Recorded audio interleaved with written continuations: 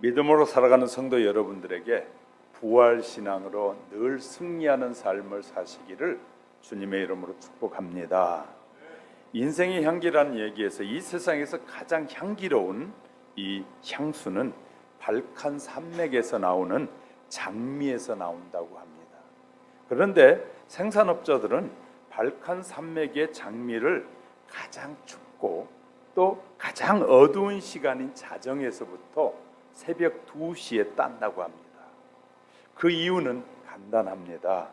장미는 한밤중에 가장 향기로운 이 향기를 품어내기 때문이다 라고 말합니다. 돌아보면 우리의 인생의 향기는 가장 극심한 고통 중에 생산되는 것이 아닌가 싶습니다. 우리는 절망의 고통의 밤에 비로소 이 삶의 의미와 가치를 발견하는 경우가 너무나 많기 때문입니다. 때로는 백의 눈물을 적셔보지 않는 사람이 이 별빛이 그렇게 아름다운 것인 것을 깨닫지 못할 때가 얼마나 많은지 모릅니다. 백의 눈물을 적셔본 사람은 밤의 별빛이 얼마나 아름다운지를 깨닫게 된다는 것입니다. 사랑하는 성도들이여, 영혼의 향기는 고난 중에서 생산한다는 사실을 여러분 깊이 묵상하는 사이에 하나님께서 저와 여러분에게도 더 큰 은혜가 늘 임하시기를 주님의 이름으로 축복합니다. 우리는 고난 속에서, 고난이 저주가 아니라 고난 속에서 더 큰 은혜를 발견하는 지혜가 필요할 것입니다. 본문은 부활에 대한 소망이 성도들에게 어떤 유익을 주는지, 또 부활에 대한 신앙이 없는 자들은 어떤 삶을 살게 되는지에 대해서 말해주고 있습니다. 특별히 고린도전서 15장은 부활장이다라고 말합니다. 바울은 고린도에 있는 성도들에게 부활에 대한 것을 설명하면서 어떤 사람들은 부활을 믿지 않으면서 세례를 받는 사람들이 있었습니다. 세례는 왜 주느냐면 부활을 전제로 하여 세례를 베푸는 것입니다.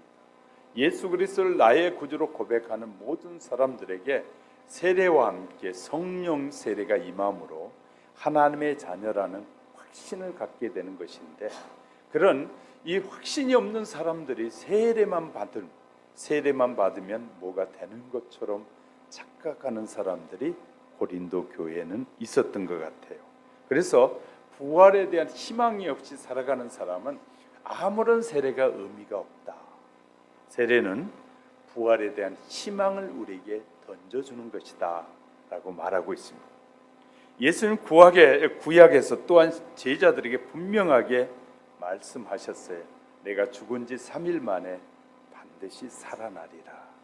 구약에서 아버지께서 약속한 것이 나를 통해서 이루어지게 될 것을 너희가 보게 될 것이다. 제자들은 몇 번이나 들었지만 예수님이 죽고 부활하신다는 사실을 제자들도 그렇게 믿지는 않았던 것 같아요. 그래서 제자들이 예수님이 죽자, 그들은 이제 예수님이 죽으면 우리에게 희망이 없다, 우리 고향으로 돌아가서 옛날 하던 일이나 하자고 돌아가는 제자들 다시 돌이켜 세워서 그들로 하여금 예수 그리스도를 증언하는 증인으로 삼게 되는데, 하나님은 과연 어떤 사람을 쓰시기 원하실까? 지금 우리 교회도 지금 이 시간에 하나님이 저와 여러분 부르셔서 예배를 드리는 이 시간에 하나님은 어떤 사람을 쓰시길 원하시는지에 대해서 우리에게 말씀해 주시길 원합니다.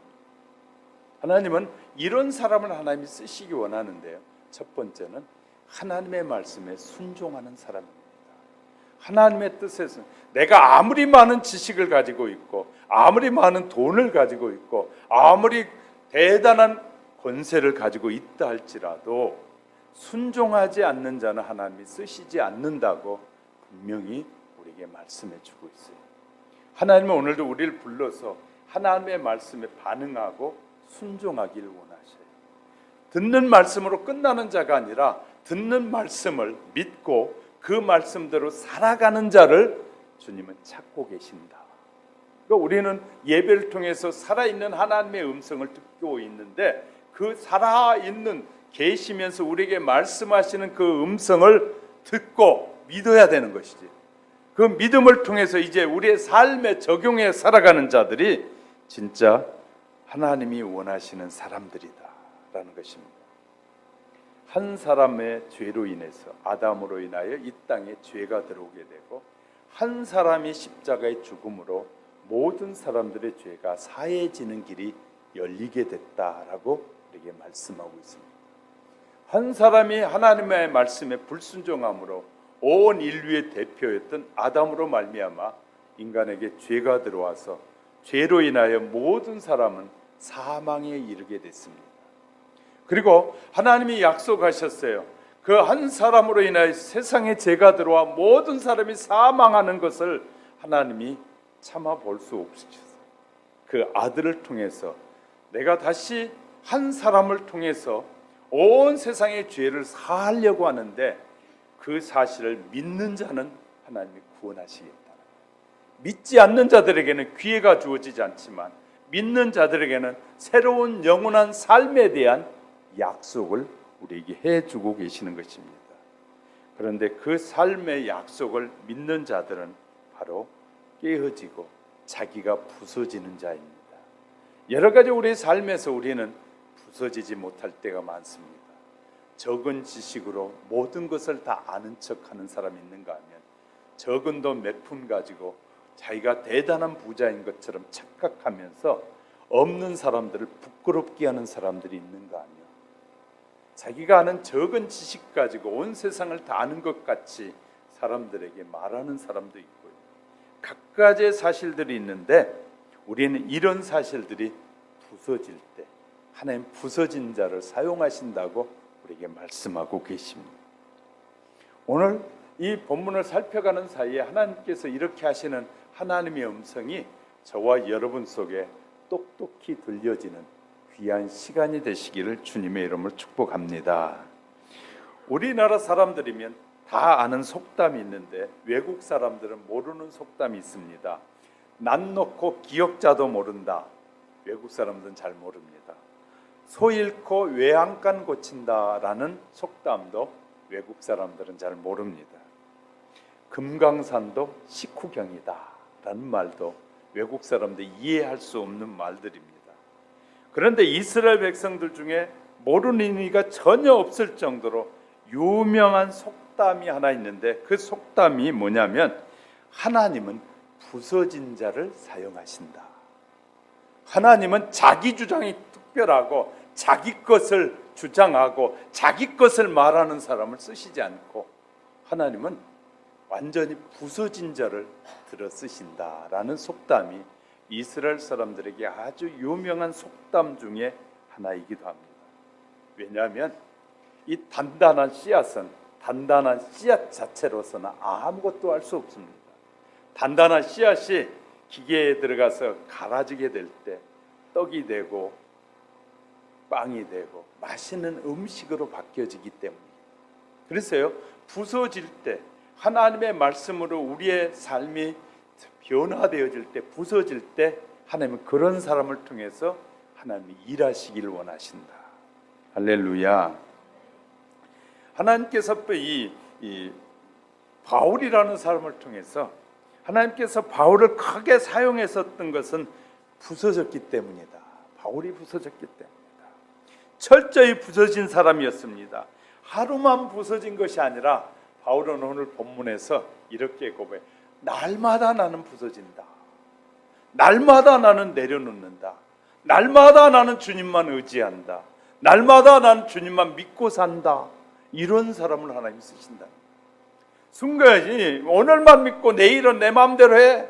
이런 사람이 아니라 날마다 순간마다 나는 하나님을 의지하면 살 수가 없다 라고 고백하는 자들을 하나님이 쓰신다는 거예요. 하나님의 은혜가 없이는 살 수 없습니다 라는 자들을 하나님께서 은혜를 주신다는 거예요. 내가 할 수 있습니다. 내 멋대로 해도 됩니다. 이런 사람 하나님이 내버려 두신다. 하나님은요, 자기 뜻대로 할 수 있다고 큰 소리 치는 사람은 내버려 두십니다.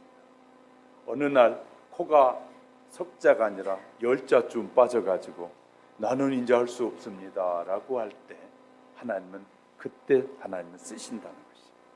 그래서 바울은 날마다 부서진다 라는 말씀의 의미들을 살펴가는 사이에 하나님께서 저와 여러분에게 더 큰 은혜 주시기를 주님의 이름으로 축복합니다. 우리가 부활의 신앙을 가지면 긍정적인 용기가 생깁니다. 부활의 신앙을 가지는 성도들에게 고난을 이겨낼 수 있는 담대한 믿음을 하나님이 우리에게 주시기 때문이다. 본문 30절에 보면 또 어찌하여 우리가 때마다 위험을 무릅쓰리요 그리스도를 향한 뜨거운 열정으로 복음을 증거했던 바울이기에 그는 수많은 핍박과 고난과 어려움이 있었어요. 전도하는 것을 두려워하는 사람들의 이유가 뭐냐? 가면 핍박이 있거든요. 전도하러 가면 요거를 얻어먹어야 되고, 전도하러 가려면 계속해서 발걸음을 옮겨가야 되고, 전도하러 가면 문정박대박할 때가 너무나 많거든요. 그러니까 이제 내가 먹을 만한 살만한데, 내가 뭐 당신만큼 못 배웠어, 나도 그만한 지식은 있는데 하고 그런 자기의 상식의 선에 살아갈 때 하나님은 그런 사람을 쓰시지 않는 것이죠. 그렇기 때문에 전도가 힘들다고 하고 전도하기 어렵다고 말하는지 주님의 심정을 가지고 가면 절대 전도가 두렵지 않고 전도가 힘들지 않습니다. 저렇게 죽어가는 영혼 오늘 내버려 두면 내일 시체가 돼서 썩어질 사람이라고 생각해 보세요. 내가 잘 아는 저 사람, 내가 말해주지 않으면 예수님을 만날 기회조차 없다고 생각해 보세요. 우리는 생각의 차이가 얼마나 큰지를 알게 될 것입니다. 부활의 신앙, 나는 죽어도 산다라는 부활의 신앙을 가지면 아무리 네가 나를 이 문드러뜨려서 세상 사람 앞에 아주 형편없는 사람을 만들어 버려도 하나님이 다시 나를 일으켜 세운다는 믿음이 있는 사람은 달라질 수밖에 없다는 것입니다. 저와 여러분이 이 부활의 신앙을 갖지 않기 때문에 부활의 신앙이 저와 여러분 속에 없으니까 어떤 일에 대한 두려움이 있는 것이죠. 정부가 무슨 짓을 하더라도 하나님 앞에 우리는 기도하면서 하나님께서 이 민족을 살리실 것이라는 믿음을 가진 자들에 의해서 그 나라는 존재되어질 것입니다. 어제는 인천에서 쾌여 축제가 있었어요. 기독교인들이 미리 알고 이 동인천 역사에 다 이 1,000여 명이 넘는 성도들과 일반 사람들이 모여가지고 쾌여 축제를 반대했어요. 경찰이 출동하고 난리가 났어요. 결국 인천에서는 쾌여 축제를 열어보지도 못하고 문을 닫고 말았어요. 서울에서는 못된 시장님이 젊은이들에게 어린 영혼들에게 그게 뭘 볼 게 있다고 그 좋은 일이라고 그 쾌여 축제를 허락해가지고요. 우리나라에서 19번째 쾌여 축제가 열렸어요. 금년에 인천시에서 하는 그 브로그에 들어가 봤더니 젊은 사람들이 올렸더라고요. 우리 아이들에게 영향력이 없는 영향력을 미치게 될 그런 짓을 왜 저희들만 좋으면 저희들끼리 놀지 왜 온 이 시내를 누비면서 사람들에게 깨벗고 다니는 게 무슨 자랑이라고 그 짓을 하려고 하냐고 막 올라왔더라. 그러면서 동성연애가 무슨 국가의 사람들에게 유익을 주는 것이라고 동성연애 한다는 것을 이 시는 그들의 소수자들의 의견을 듣고 해주면 그럼 다수자들의 의견은 무시되는 거예요. 우리나라는요 소수자들에 의해서 다수자들의 의견이 무시당하고 있는데도 불구하고 다수자들은 그것이 무시당한다는 사실 자체도 모르고 사는 사람들이 얼마나 많이 있는지 몰라요. 사랑하는 성도 여러분, 우리는요 잘못된 문화, 잘못된 삶들이 이 세상에 전파되는 것을 막아야 될 책임이 누구에게 있다고요? 우리들에게 있는 것이에요. 저희 동기 목사님들이 앞장서 가지고요 동인천 역 앞에서 벌써 며칠째 금식 기도하고요 아침에 새벽에 기타 치면서 출근하는 이 시민들에게 회의 축제 하면 안 된다고 동성연애 반에 찬양을 하면서 기도회를 하고 있어요. 그리스도인들이 자기밖에 모르는 이기적인 삶을 살고 있는 사이에 우리 사회에는 나쁜 영향력들이 엄청나게 미쳐지고 있다는 것입니다. 저와 여러분이 예수를 믿는다고 하면서도 세상이 어떻게 돌아가든 말든 상관없다고 그냥 자기 일에만 빠져있는 그리스도인들로 인해서 세상은 뭐 한다고요? 타락의 길을 가고 있는 것입니다. 저와 여러분은 부활의 신앙을 가진 여러분은 세상을 향해서도 잘못된 문화, 잘못된 사상들이 전파되지 않도록 뭐 해야 된다고요? 앞장서서 막아야 되고, 그것이 다른 많은 어린 영혼들과 젊은이들에게 영향을 미치지 못하도록 해야 될 책임이 그리스도인들에게 있다는 사실을 잊지 마셔야 합니다. 하나님은 그래서 우리를 부르시는 것이에요. 그냥 교회에서 기도도 해야 되지만 삶의 현장에 뛰쳐나가서 세상 속에 빛과 소금의 역할을 감당하는 사람이 되어야 할 것. 이것은 죽음을 두려워하지 않아야 됩니다. 우리는 죽음을 두려워하는 사람은 하나님의 나라에 들어갈 수 없을 것입니다.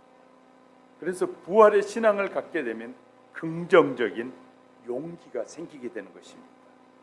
부활의 소망을 상실한 채 죽음의 권세에 사로잡혀 낙담하고 좌절하거나 그곳에 우울한 삶을 살지 않습니다. 우리는 어떤 일이 있더라도, 어떤 우리가 교통사고를 당해서 비참하게 깔려서 죽는다고 할지라도 하나님이 양신아 다시 일어나라 하면 다시 살아날 그 믿음을 갖지 않으면 교통사고 나서 비참하게 죽을 것을 걱정하는 어리석은 삶을 살게 되는 것입니다. 주님은 저와 여러분 어떤 죽음을 죽었다 할지라도 살아나라 하면 다시 건강한 삶의 모습으로 다시 살아난다는 사실을 믿기 때문에 우리에게 희망이 있는 것입니다. 할렐루야. 세상 사람은 죽은 것으로 모든 것이 끝난다고 하지만 하나님의 사람들은 다시 태어나서 다시 살아나서 하나님 앞에 그 삶에 대한 심판이 있다는 사실을 우리는 잊어버려서는 안 될 것입니다. 하나님 우리에게 주신 이 인생을 죽음으로 끝내버리시는 것이 아니라 죽음 이후에 다시 죽은 자도 다 살리셔서 그들이 예수 그리스도를 믿었느냐 믿지 않았느냐에 대한 결과로 반드시 심판하신다고 말씀하셨어요. 우리는 우리의 인생이 단 한 번으로 끝나는 것이 아니라는 사실을 우리는 깨닫게 될 때 우리는 우리의 삶의 시간을 허비하고 낭비하는 인생을 살지 않게 될 것입니다. 부활의 신앙은 이제 세상 쾌락으로부터 자유하게 되는 것입니다. 32절에 보면 죽은 자가 다시 살지 못할 것이면 내일 죽을 터이니 먹고 마시자 하리라. 예를 들어 우리에게 부활이 없다면 지금 있는 것 마음껏 먹고 죽자, 끝나는 것이지 않겠어요? 부활이 없다고 생각하는 사람들은 더 이상 견딜 수 없다고 생각해서 스스로 자살의 길을 택하기도 하지 않습니까? 그런데 자살한 자도 다시 살려서 하나님이 뭐 하신다고요? 다 그에 대한 심판을 하시겠다. 우리가요 인생을 끝까지 사는 것도 중요해요. 그러나 삶의 중간에 어려움과 시련이 있을 때도 하나님 앞에 지혜를 구하는 자는 반드시 살게 됨을 약속하고 있습니다. 그러므로 우리는요 희망이 있는 것입니다. 그래서요 이 세상에 희망이 없는 곳이 없습니다.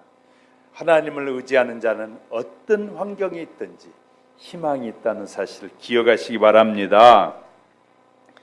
많은 세상의 사람들이 왜 쾌락에 빠져들어가느냐 하면 인생은 이걸로 이 한 번으로 이 쾌락으로 끝난다고 생각하기 때문에 그런 짓을 하는 것입니다.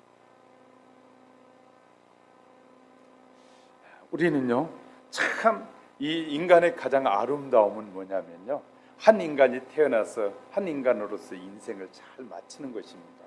여기 어제 꽃을 새로 바꿨습니다. 이 꽃이 싹이 나서 자라는 것은 자기의 아름다움을 마음껏 드러내고 이 그 꽃을 피우고 열매를 맺은 다음에 시그러드는 것이 이 꽃의 의무인 것처럼 하나님이 우리를 만드신 것은 저와 여러분을 만드셔서 아름답게 꽃 피워서 이것으로 끝나는 것이 아니라 우리에게 사람에게는 영원한 생명을 주셨어요. 하나님과 함께 영원히 살도록. 그러니까 이런 비밀을 알지 못한 사람들은 죽으면 끝나는 줄로 착각하는 사람이 얼마나 많이 있는지 모릅니다. 여러분 인생이 끝나는 것이 아닙니다. 반드시 다시 하나님이 살리셔서 그 선악간의 한 일에 대한 심판을 하시겠다고 분명히 약속하고 있습니다. 그러므로 우리의 인생 그냥 값어치 없이 살지 마십시다. 우리의 인생은요 가치 있게 사셔야 됩니다. 왜냐하면 또 한 인생이 남아있기 때문인 것이죠. 이것을 아는 그 자와 모르는 자는요 엄청난 차이가 납니다. 새로운 인생이 우리 앞에 있다는 사실을 아는 사람은 지금 함부로 살 수 없는 것이죠. 그런데 이제 이 인생으로 끝난다고 생각하니까 멋대로 살고 그러다 말 죽어버리면 되지, 이런 헛된 허황에 빠져드는 것입니다. 이것은요 타락한 악한 사탄의 역사라고 성경은 우리에게 분명히 가르쳐주고 있습니다. 어떤 책이, 세상에 있는 책들이 당신이 세상을 만드신 분 어떻게 만드셨는지를 말하고 있는 책과 심판이 어떻게 이루어질 것을 말하고 있는 책이 있습니까? 성경 외에는 없습니다. 후대 와서 불교에서는 윤회를 말합니다. 윤회를 반복하다가 이제 사람으로 살다가 못된 짓을 너무 많이 하니까 다음 생에는 개 돼지로 태어나서 남의 집에 의해서 막 터치당하고 막 끌려다닌다는 거예요. 그러면서 개 돼지로 살면서 회개 막 이렇게 돌이키면 그 다음에는 이제 선한 사람으로 다시 태어났다가 몇 번의 윤회를 거치면서 그 다음에는 극락에 간다, 그렇게 말하죠. 그것은요 후대에 의해서 만들어진 이 미래관입니다. 원래 불교에는 그런 미래관이 없습니다. 우리는요 왜 배우느냐 하면요 옳고 그름을 바로 알기 위해서 배우는 것이에요. 왜 다른 종교도 연구하느냐? 그 종교에 정말 영생이 있느냐? 그렇지 않으면 인생이 한 번 끝나는 걸로 끝나는 것이냐를 알기 위해서 배우는 것이에요. 기독교만큼 분명하고 정확하게 우리 인생은 한 번으로 끝나는 것이 아니라 죄된 인간은 다시 한 번의 인생이 우리 앞에 펼쳐짐을 말씀하고 있다는 것입니다. 부활의 신앙을 가지고 산다는 것은 자신의 미래에 대한 확신이 생기는 것이에요. 이 확신의 넘침으로 무슨 일을 하든지 좌절하거나 낙심하지 않고 즐겁게 할 수 있게 된다. 할렐루야. 미래에 희망이 없는 사람들은 이 시간이 굉장히 의미 없는 시간으로 착각하는 것이에요. 그러나 미래에 희망을 가진 사람이 이 시간이 뭐합니까? 얼마나 귀중한 시간인지. 왜 대학교 가서 기나 긴 시간 재미없는 강의를 왜 듣습니까? 교수들이 말하죠. 여러분 이것을 잘 습득하고 배우면 여러분의 미래가 있습니다. 그래서 배우러 가는 거 아니겠어요? 그 많은 돈을 투자해가지고 학교 다닌다고 얼마나 돈 많이 투자합니까? 저도 10년을 다녀보니까 돈 많이 들더라고요. 하여튼 또 학교 다니면서 투자하는 이유가 뭡니까? 미래가 있다는 얘기예요. 이것을 배워서 여러분이 하면 미래가 있다. 여러분이 돈 많이 벌 수 있다. 여러분이 지위가 높아진다. 여러분의 위상이 좋아진다. 그러니까 가서 더 많은 부모님들의 뼈 빠진 그 돈을 갖다 투자하는 것 아니겠어요? 자, 미래가 있다니까 그러는 거예요. 그런데 하나님은 우리에게 그 미래는 살아있는 동안까지만 미래입니다. 하나님은 우리에게 주신 미래는 영원한 것이 비교될 수 없는 일입니다. 그러니까 하나님이 우리에게 가르친 이 약속의 미래는 영원한 것이에요. 여러분이 배운 것 아무리 많이 배웠고 아무리 많은 명예를 가졌다 할지라도 그건 몇 년 가지 않으면 끝나는 것입니다. 대통령이 재앙적 능력을 가지고 대단히 많은 사람들을 칼질을 하고 있는 것도 3년이 지나면 끝날 것입니다. 그래서요 명예는 오래가고 이런 모든 관습은 오래가는 것 아닙니다. 그런데 어리석은 자는 그 자리에 오르면 모든 남을 칼질하는 것을 좋아합니다. 자기가 칼질 당한다는 사실을 모르는 어리석은 사람들이죠. 왜 우리는 기독교에서는 용서하라고 하느냐? 니도 잘못을 하기 때문이다. 우리도 잘못을 범하고 살아요. 우리의 입으로 사람을 죽이면 얼마나 많이 죽이는지 몰라요. 제가 대통령 죽일 놈하면 또 한 번 또 죽이잖아요. 이런 것처럼 누굴 죽일 놈이라고 말하는 것은 또 죽이고 있는 것이. 우리도 수많은 사람을 죽여요. 그렇기 때문에 뭐라고요? 남을 용서하라는 거예요. 용서할 때만이 그곳에 희망이 있는 것이에요. 우리나라가 용서하지 못한, 우리나라 역사는 오랜 역사 속에서 용서하지 않는 나라입니다. 그래서 유배를 보내고 먼 곳으로 보내고 가족들을 능지처참하는 그런 비극의 역사가 지금도 계속되고 있는 것이죠. 권력을 가졌던, 옛날 권력을 가졌던 사람을 능지처참해서 30년, 20년씩 감옥에 쳐놓으면 그 다음 사람들이 가만히 있겠습니까? 언젠가는 복수하리라고 살 거 아니겠어요? 그리고 감옥에 있으면서 가만히 있겠어요? 너도 언젠가는 보자, 원한을 품고 있을 텐데 자기는 편안하겠어요? 우리는요, 용서하지 않는 것이, 그리스도인들 자체도 용서하지 않는 사람들이 얼마나 많은지 몰라요. 자기도 얼마나 큰 죄악을 범하고 있는지 모른단 말이에요. 70년, 80년이 지난 위안부 문제 가지고 아직도 우리는 용서하라, 용서해야만 된다, 교회는 말하잖아요. 다 죽은 다음에 아무 쓸모 없어요. 다음 세대만 힘들어져요. 자, 그것을 이용해서 돈 버는 사람들 앞에 다 뭐 한다고요? 이용당하고 있는 것이에요. 세월에 죽은 자녀들만 안타깝지 살아있는 사람들은 부귀 영화를 누려요. 자식 죽이고 죽은 것 가지고 돈 벌어가지고 어떻게 사는지 답답할 일입니다. 여러분, 볼 줄 아는 눈이 없는, 용서가 없이 살아가는 사람, 수많은 사람들이 거기서 잘려 나왔는데, 그런데 그 일을 통해서 돈 버는 사람들이 수천 명입니다. 국가로부터 돈을 받고. 이 눈이 어두워지면 바라보는 눈이 전혀 생각 없이 사는 사람이 너무 많은 것이에요. 생각 없이 사는 사람들. 저는 이렇게 말하고 싶어요. 세월호 사람들만 왜 보상해주고 다른 죽음의 사람은 왜 보상 안 해줍니까? 그 유아들 죽으면 그럼 더 많이 보상해 줄 겁니까? 청소년이 죽으면 5억, 10억씩 보상해 줬으면 유아가 죽으면 20억씩 보상해 줄 겁니까?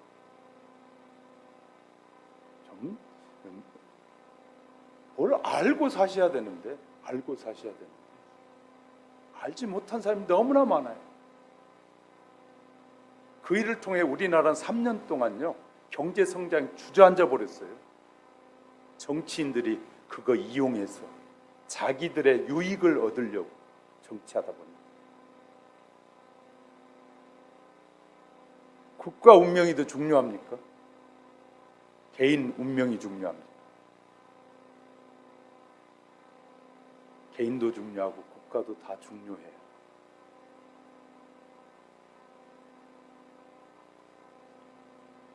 어떤 사람은 대통령이 되기 전까지는 리본 달고 다니더니 대통령 되자마자 리본 띄어버렸다고 인터넷에 떴더라고요. 오직 자기를 위해서 산 사람이라고 하면서. 그러니까요, 모든 국민은요, 내게 찬동해 준 만큼 사람만 국민이 아니라 반대하는 사람도 국민이었다면 반대하는 사람들의 의견도 들어야 되잖아요. 대통령이 친히 수락 연설하면서 나를 반대한 사람도 국민으로 알고 듣겠습니다. 지금 가고 있는 것은 그렇게 가고 있습니까? 자기들이 원하는 쪽으로만 가고 있지. 그리고 그것이 국민의 뜻이라고 가고 있어요. 크리스찬들 중에서도 뭐가 뭔지를 모르는 사람들이 너무나 많아요. 국민을 대상으로 거짓말하는 지도자들이 얼마나 많은지 몰라요. 국민을 상대로 사기극을 벌이는, 말의 사기극을 벌이는 지도자들이 얼마나 많은지 몰라요.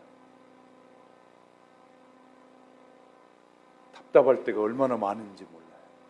크리스천들이 정말 말에 신실한 사람들을 자꾸 뽑으려고 해야 나라에 희망이 있지 않겠습니까? 국민을 속이고 거짓된 사람들을 자꾸 뽑으면 그 나라는 거짓된 나라가 될 것이에요. 다음의 지도자 누구든지 마찬가지입니다. 지금 정부뿐만 아니라 앞으로 우리가 바로 깨닫지 못하면 그런 어려움을 계속 겪게 될 것입니다. 우리는요, 한 시대를 통해서 교훈을 삼아야 돼요. 한 시대를 통해서. 박 대통령이 잘못해서 끌려갔다면 그 시대를 통해서 우리가 교훈받고 다시는 반복되어지는 잘못을 범하면 안 될 거 아닙니까? 우리는요, 하나님은 왜 우리에게 역사를 말하고 계시느냐? 하나님이 하신 역사 속에서 말씀하시고 싶어 하십니다. 왜 역사를 기록하느냐? 역사를 통해서 삶의 옳고 그름을 알려주기 때문에 역사가 기록되는 것입니다. 부활의 신앙을 믿게 되면 이런 올바른 삶이 무엇인지, 인생은 단회적인 것이 아니라 인생은 영원한 인생이 있다는 걸 알기 시작하면 달라질 수밖에 없지 않겠습니까? 어떤 사람은 한 시대만 알고 살아가지만 우리는 새로운 시대가 있다는 사실을 아는 저와 여러분, 희망이 넘칠 수밖에 없어요. 두 번째 볼게요. 부활의 소망을 상실하면 사악하게 변하게 되는 거예요. 부활의 소망. 우리에겐 다시 기회가 없을 것이다 라고 생각하니까 사람이 사악해져요. 33절에 보니까 속지 말라. 악한 동무들은 선한 행실을 더럽히나니. 부활에 대한 소망이 없는 자들은 어떻게 살고 있어요? 스스로 삶에 대한 애착도 지니지 못한 채 죽음의 공포 속에 하루하루를 사는 거예요. 너무나 많은 사람이 죽음에 대한 공포가 얼마나 큰지 몰라요. 살고 싶어 몸부림쳐요. 그런데요, 우리는 하나님의 사람들은 죽었다가 다시 살아남으로 그런 공포에서 전혀 두려워할 이유가 없음을 우리에게 알려주는 것이에요. 믿음 생활하는 성도들은 이러한 시험에서 걸려 넘어지지 않도록 기도하라는 것이에요. 수많은 이 세상의 사람들은 믿음의 사람들에게 살가 인생은 별것도 없어, 그러다 죽으면 그만이지, 뭐 꼭 그래야 돼, 먹자 마시자 퍼먹자, 그렇게 산다는 거예요. 퍼먹어야만 인생이 행복하던가요? 퍼먹었으면 아침에 개옥질은 하지 말아야지, 해장도 하지 말아야지.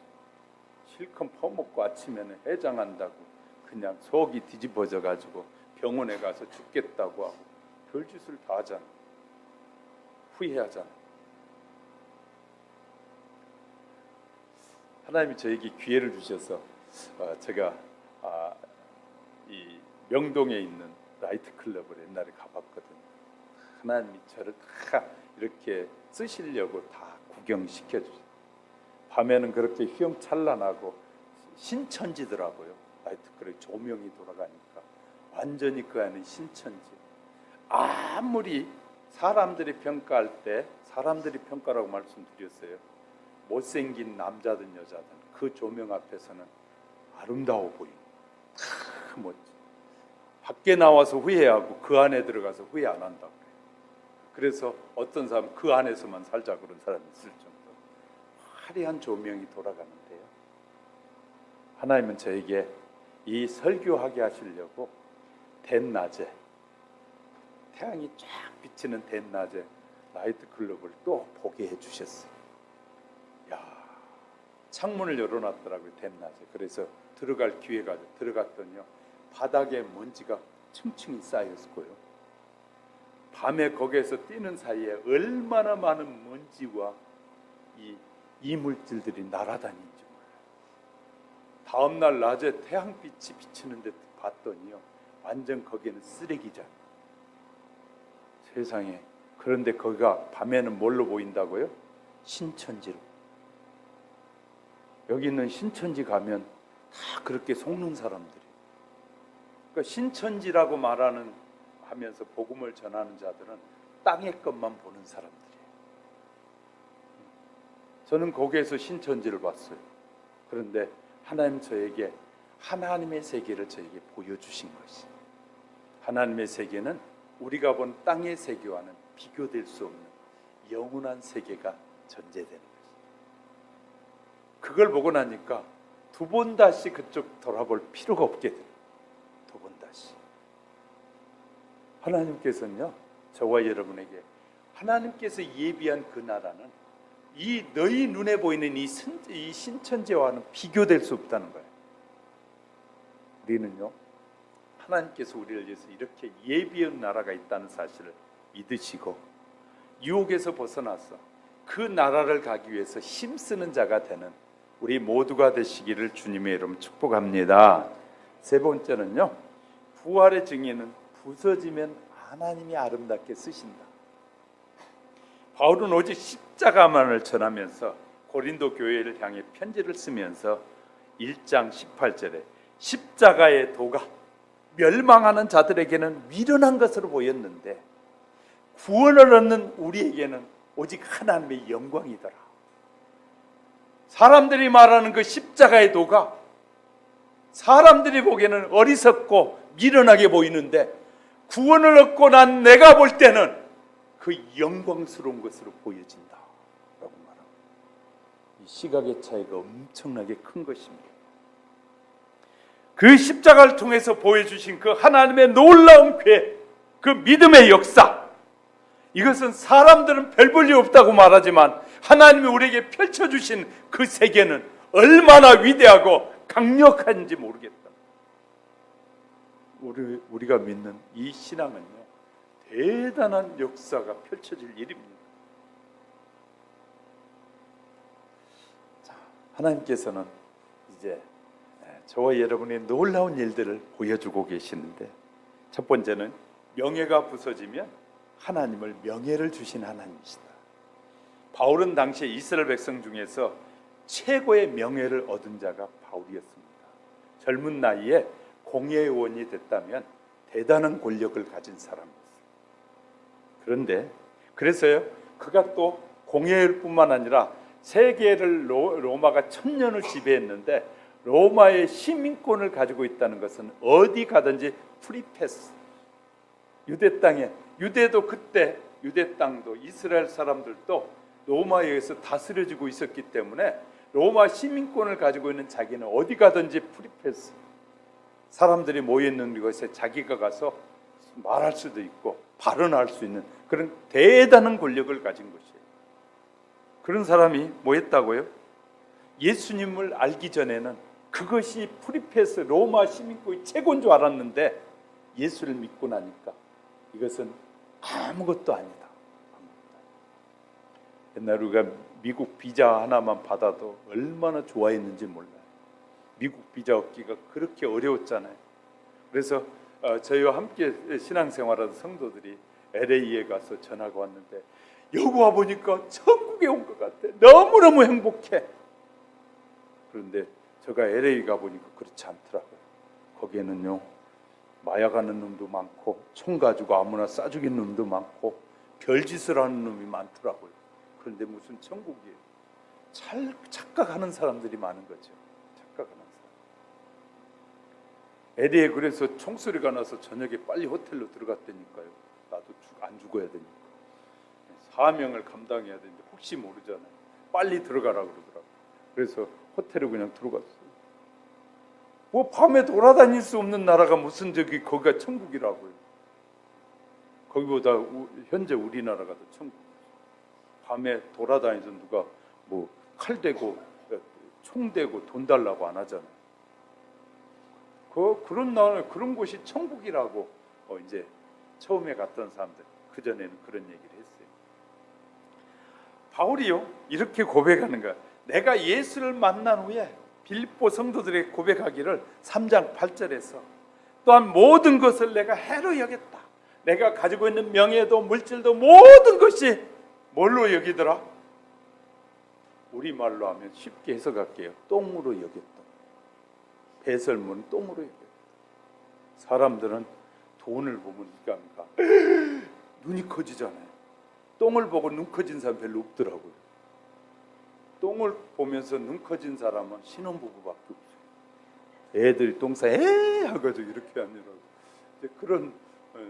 그런 사람들밖에 없네요. 똥 보고 좋아하는 사람 별로 없어요. 그러니까 바울은 지금까지 자기가 누렸던 모든 고난이 이 예수님을 만나고 보니까 똥만도 못하다라는 거예요. 똥만도 못하다.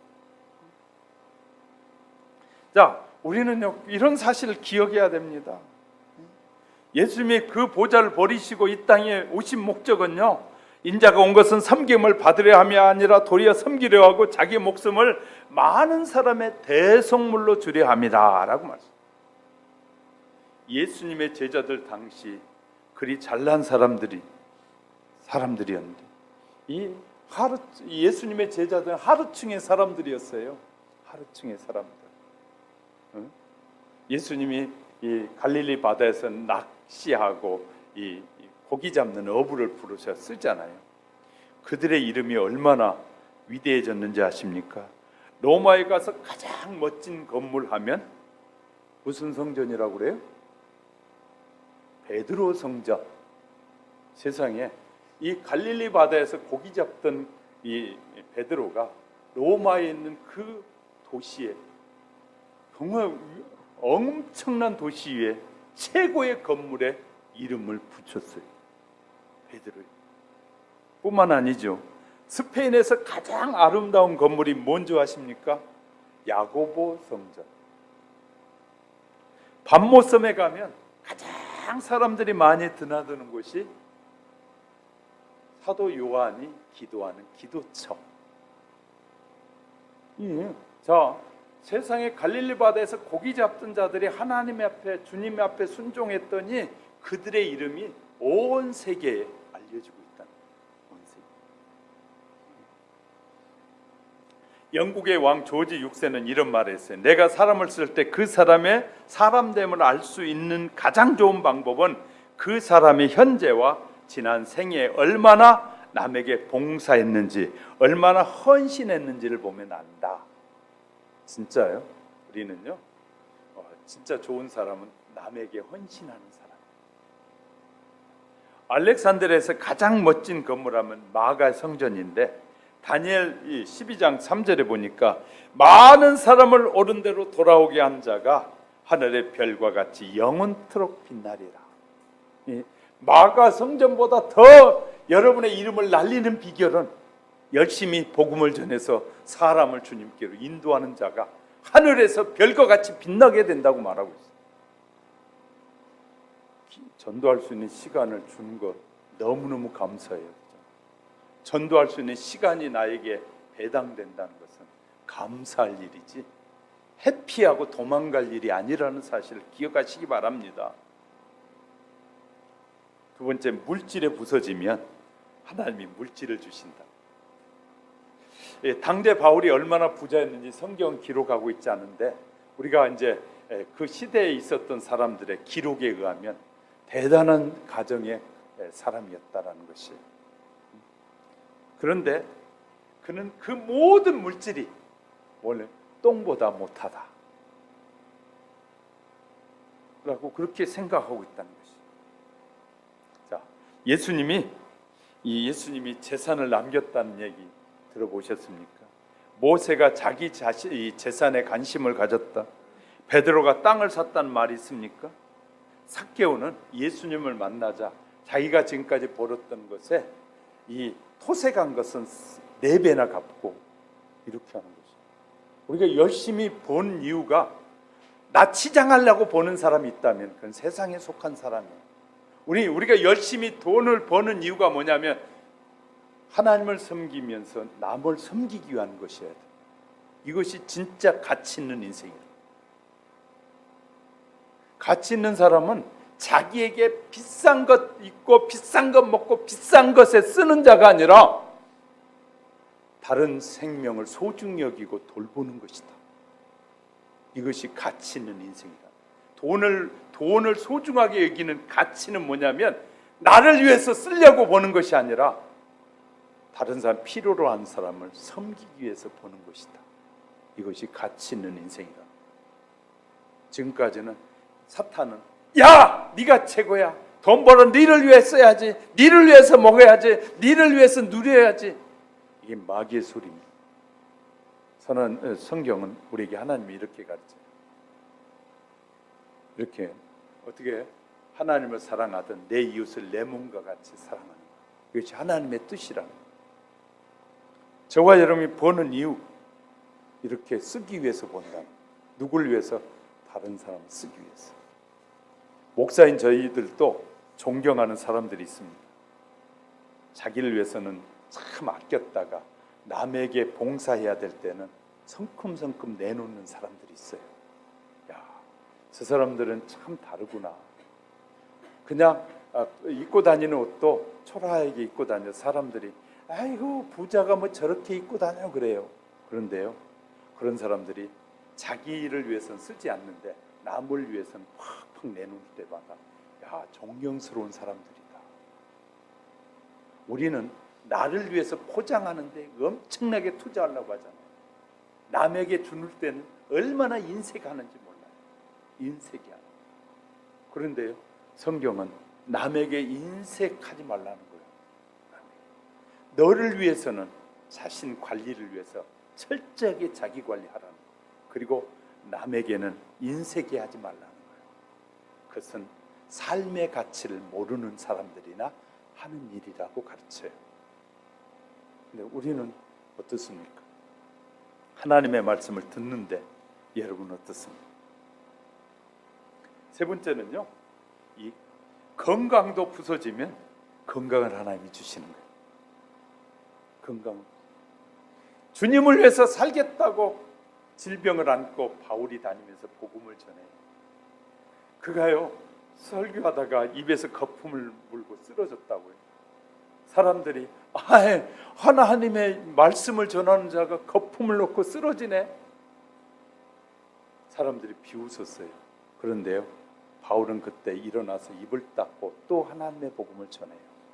죽기 아니면 살기로 복음을 전해요. 그런데 그런 바울을 통해서 수많은 교회가 세워지고 그런 바울을 통해서 성경이 기록되어지기 시작하는 거예요. 우리는요, 이 건강, 우리가 하나님 늘 제가 말씀드린 관리를 잘못해서 병이 들 수 있고 또 하나는 마귀의 장난이라고 말씀드렸어요. 옛날 사람들은 무조건 그냥 했는데요. 지금의 현대 이 신학자들은 구분을 해요. 기도하고 그 다음에 이거 의사의 도움을 받아야 될 사람 빨리 의사에게 가고 계속해서 도움을 받아야 될 사람 교회에 남아서 하나님의 앞에 기도하는 자. 그러니까 영적인 질병 교회에서 치료함을 받을 수 있고 육체적인 관리를 잘못해서 일어난 관리 잘못의 질병들은 누굴 찾아가면 돼요? 의사를 찾아가면 빨리 고쳐져요. 할렐루야. 이건 이제 구분돼야 되는 것이거든요.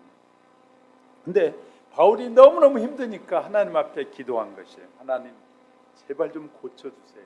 창피해 죽겠습니다. 복음 전하다마다 푹 쓰러졌다 일어나서 또 전하려니까 저들이 주님이 이렇게 말씀하셨어요. 야, 너가 그거 걱정하지 마. 네가 말할 때 듣고 믿게 하는 것은 내가 하는 일이야. 네가 하는 일 아니야. 너는 그냥 나이가 하라는 대로만 하면 그 다음에는 아버지가 하신다는 거예요. 우린 기억해야 됩니다. 남에게 갈 때 포장하고 자꾸 하려고 하니까 전도가 어렵다는 거예요. 순종하고 가시면 돼. 순종하고. 하나님 믿고 오늘도 순종하고 갑니다. 가서 내가 만나는 사람들이 좋은 사람 만나게 하시고 예수를 믿을 사람을 만나게 하세요 하고 가면 되는데 기도하지 않고 가잖아요.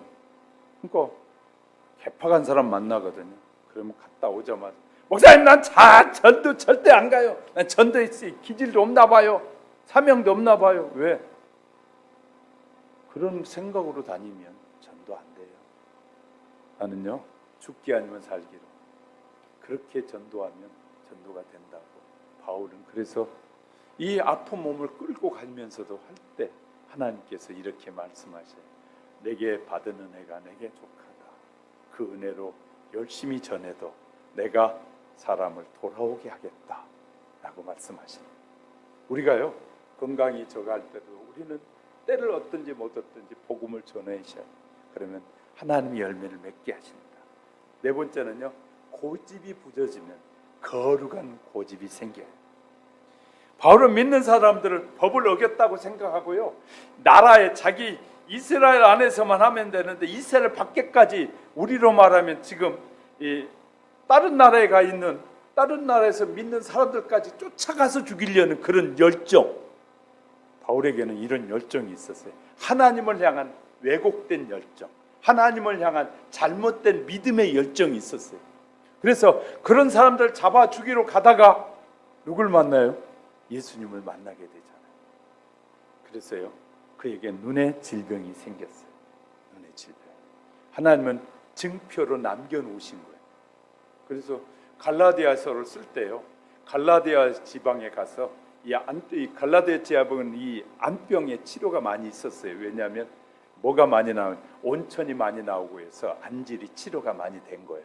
그래서 갈라디아에 가서 휴양하면서 쉬고 있을 때 복음을 전해서 세워진 교회가 갈라디아 교회예요.